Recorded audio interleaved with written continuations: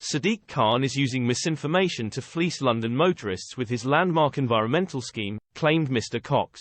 The conviction and sentencing of a man for destroying a ULEZ enforcement camera in southeast London is indicative of growing resentment at both the capital-wide emission scheme and Mayor Sadiq Khan himself. Reform UK candidate Howard Cox has claimed Stephen Nunn, 60, of Corkscrew Hill, West Wickham, was sentenced at Bromley Magistrates Court on December 13 to a 12-month community order, which includes 100 hours of unpaid work.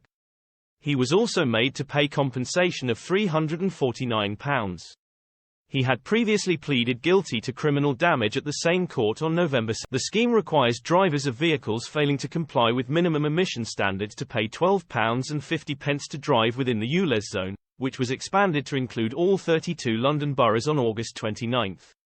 It has triggered multiple demonstrations, including outside Downing Street, and Mr. Nunn's conviction is just the latest in of multiple attacks on cameras. The Met recorded 987 crimes between April 1 and October 31, comprising 220 reports of cameras being stolen and 767 cameras being damaged.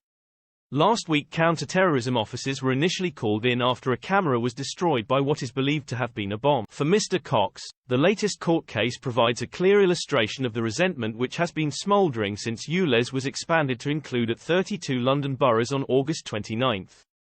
He told Express, "Decent law-abiding people, drivers, voters have had enough of Sadiq Khan's purely cash-grabbing ULEZ. I don't condone criminal actions whatsoever, but I share all the anti-ULEZ protesters' frustrations and anger towards London's mayor, who continues to use misinformation to fleece low-income families and small businesses. I see the vandalism of these cameras continuing until all of the capital's ULEZ is scrapped. It will be when I'm elected mayor." The court was told how, at about 10:20 p.m. on October 27, Mr. Nunn had been spotted by police in Hayes Road in Bromley, dressed in black and carrying a large metal pole with a can of spray paint attached to the top. Officers then saw him point the pole at a ULEZ camera before spraying it with white paint. He was stopped nearby and arrested. Police later searched his home, where they found several anti-ULEZ posters.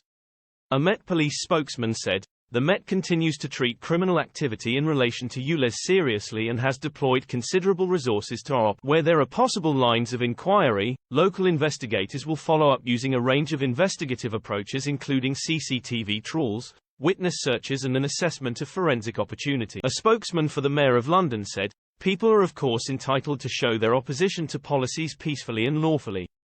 But causing criminal damage is never." All incidents of ULEZ camera vandalism are reported to the police for investigation, and any cameras damaged or destroyed are swiftly replaced. The Met and TfL are using new methods to successfully catch those responsible, as this prosecution shows.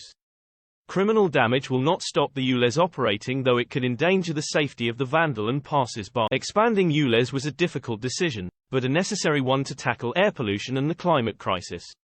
With the help of the Mayor's £160 million scrappage scheme, open to every Londoner with a non-compliant car, 95% of all vehicles seen driving in London on an average day now meet the ULEZ standards and do not need to pay the daily charge. Separately, new research has pinpointed the areas in the southeast where drivers are getting rid of their old cars in response to the expansion of the scheme.